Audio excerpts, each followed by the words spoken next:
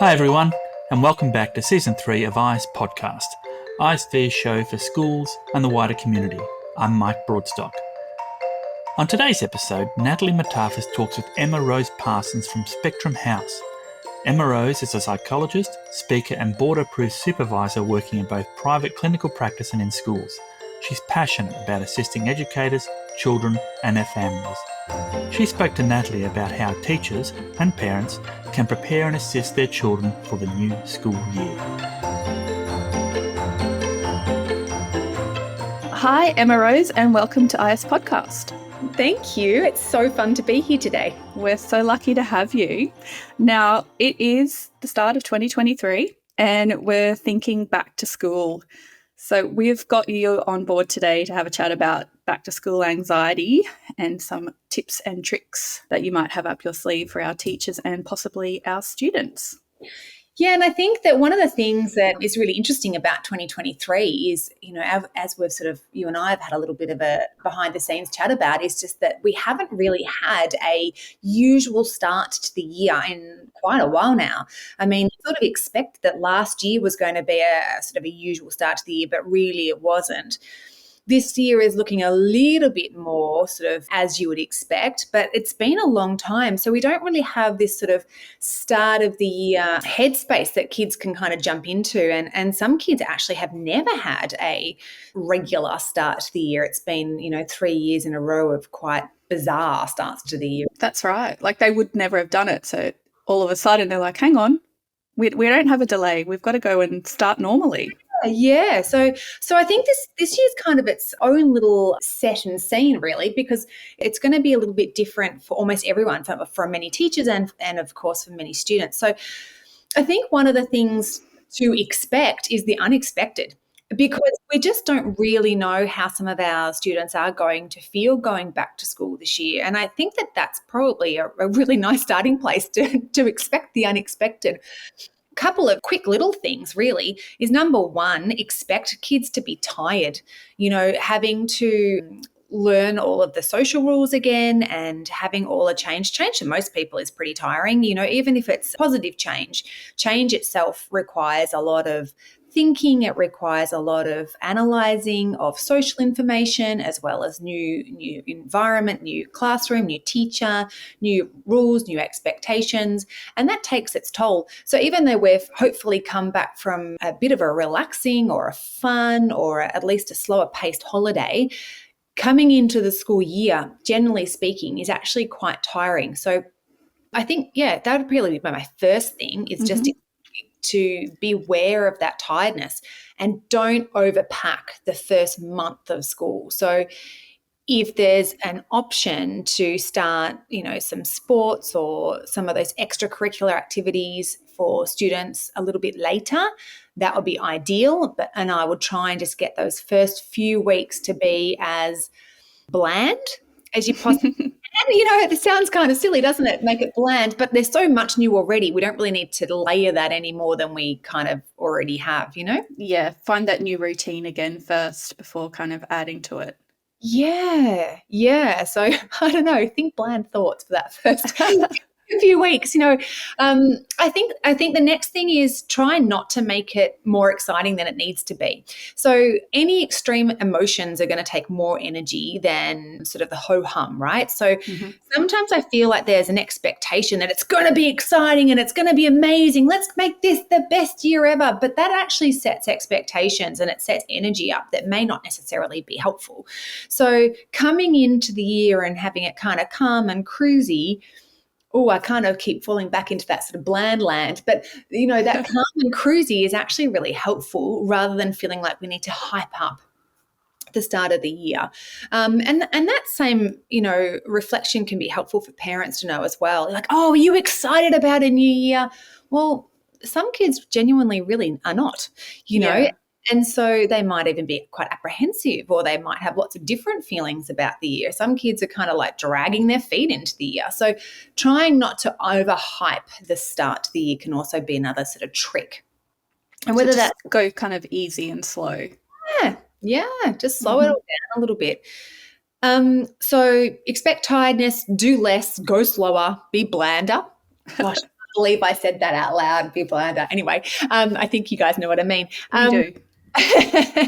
And then I think one of the other big ones is the sort of social expectations. You know, a lot of families during the holiday period will actually sort of bunker down, and they'll spend quite a lot of time with just their sort of immediate family, or some periods of time with extended family or with friends, but then sort of come back to their immediate families again. And so you're going from these smaller groups back into the big school environment, where there's a much higher pace of social expectations.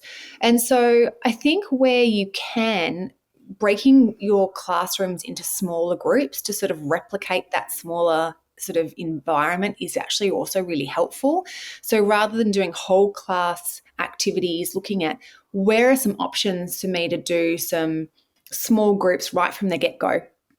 And even keeping those small groups consistent for a couple of weeks, just to allow those connections to happen with less sort of social noise, if you will. So that can be another way of sort of easing into the year and reducing anxiety through not having so many expectations. I mean, at the end of the day, one of the things that creates a lot of anxiety is too many expectations that you can't manage concurrently. So if we're not trying to manage huge numbers of people and new rooms and new rules and new social expectations and all the other co-curricular activities, we're less likely to overwhelm our students and they're more likely to cope. That's really good too. Yeah, so less, right? Yeah. I think one of the tricky things we've got that's on the back of the last few years is we have a lot of kids at the moment, a lot of students who are genuinely also anxious. So they have diagnosed anxiety disorders, or they have diagnosed anxiety-related concerns. And so you've got a much, much higher cohort of students coming into school this year who have got an anxiety background. Now, you know, there are obviously individual nuances as to how to help those students. But one of the things that's going to be the best is clear and kind. So clear expectations, and that can be set out even, you know, before they arrive at school. Okay, where are you going to be putting your bag? Where are you going to be sitting? Where that sort of information is really key. And uncertainty can obviously increase anxiety, right? So if there are opportunities for you to ask your students, okay, what is it that you don't know that's going to be helpful for you, that I can fill you in on some of the gaps? Are you really worried about when camp's going to be? Are you really worried about how you're going to manage the workload of the year? Are you worried about who you're going to be sitting next to? Are you worried about the fact that you haven't got a friend in your class this year? What is it that's on your mind that I can help problem solve with you? Because when we move into that sort of problem solving land, that problem solving headspace, the part of our brain that's going to calm down a little bit is that anxiety part of the brain. So problem solving is a really great antidote, if you will, to some of those anxiety feelings. So I'd highly recommend that if you can identify any students who you think are likely to return to school with a pre-existing anxiety concern, that you preload them with information that may be relevant to their specific concerns. Even if it's creating a little Word document that you send out to those particular students with okay, write down your top 5 worries. I'm going to get back to you with some responses to those top 5 worries, and we're going to come up with some ideas or problem solvings around those top 5 worries, so that when you come back to school, you know that I've already thought this through with you and we've got some ideas on how we're going to manage those things. So they're going to be definitely students who do arrive in those first couple of weeks, or that first day even, with some anxiety. And if we can address some of those concerns, it's going to make life a lot easier for those kids, for those students. And I guess if there's a parent listening to this as well, you could do the flip side of that and reach out to the school or the teacher, if you know who it is, and just say, you know, my child has expressed these concerns. What do you suggest? How can we help? So, you know, you're tackling it at home before you've started back at school. And then, you know, once school's even gone back, it's, you know, it doesn't kind of go away straight away. So it's something that's, you know, constantly front of mind, and you can kind of all come together as a team, I guess, and work on it. Yeah.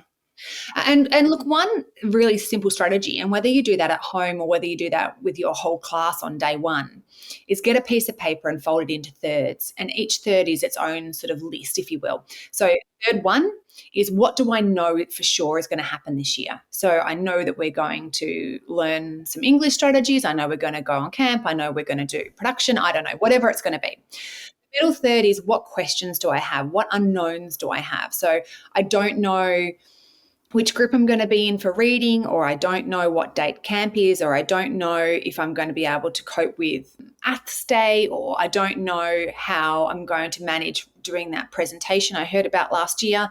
So what are the things that you sort of don't know? What are the questions that you have? And then the third category are, what solutions can I think of that are going to help me come up with the answers for column 2?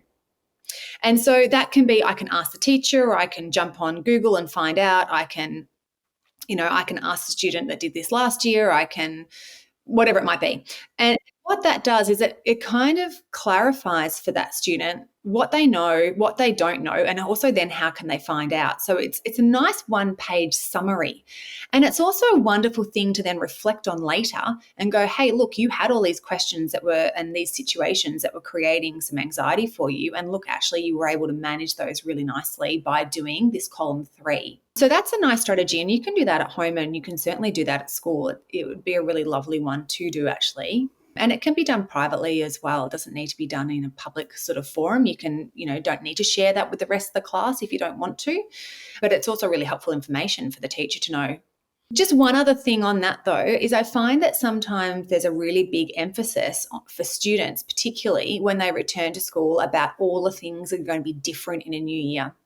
And so, for example, they'll focus on the fact that it's a different teacher in a different class, and it's a different room, and it's different rules, and it's more work, and there's a really strong focus on all the things that are different. And I think sometimes as adults, we almost exacerbate that. We focus on the differences ourselves.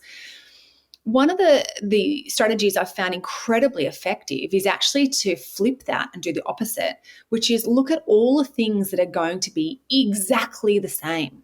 You're still going to get up and have brekkie. You're still going to, walk to school or drive to school or catch the bus or whatever it is that you do. You're still going to wear a uniform. You're still going to have a snack at snack time. You're still going to, have the sick bay if you need it. You're still going to go home at 3:15 or 3:30 or whatever time it is. What are all the things that are exactly the same? Right? There's still going to be a box of tissues in the corner. There's still going to be a random plant somewhere in the class. Like, what are all the things that you can predict that are already going to be comfortable predictions for you that this is what will happen? And that can also reduce the anxiety, because it reduces that focus on new, on different, and brings it back to, actually, there's heaps of things here that are really predictable for me. And it's more likely that there's going to be stuff that is the same and predictable, and not as much that's new and kind of anxiety driven. That's a really good point. I think even as adults, we can take that on board. I think so too, right? I mean, it's amazing how frequently we become worried about change. Yeah. And yet really there's not much in our world that's so different. Yeah, there's so much that is the same, like when you kind of take that step back and just change your perspective on it. Yeah. You might have a new teacher for the year, but, you still might see your old teacher, like in the playground, or absolutely. And you'll still see your friends. Yeah. The office hasn't moved. The office lady is probably still the same lady. There's probably lots that is still exactly the same. And so just to remember that and to focus on some of the things that are going to be exactly the same or really similar. So basically, we're thinking do less, expect less, be bland. And let's just kind of manage those social expectations a little bit and think about maybe some smaller classroom work in those first few weeks to help everyone ease back into that kind of chaotic feeling sometimes of having so many people around, especially when we've had potentially some quiet time at home with our families in our little kind of secluded networks, I guess. Those smaller safe groups, Yeah. Let's just hope we all have a wonderful year ahead. Yeah, absolutely. And, good luck for 2023, everyone. Thanks so much, Emma Rose. No worries. ICE Podcast is brought to you by Independent Schools Victoria. It's produced by Duncan McLean and presented by Shane Green, Natalie Matafis and me, Michael Broadstock. Our podcast theme was composed and performed by Duncan. There are transcripts of our show with links to what we've discussed at podcast.iceeducation.com.au. Please follow us wherever you get your favourite podcasts, and while you're there, we'd love it if you could rate and review the show so more people can find us just like you.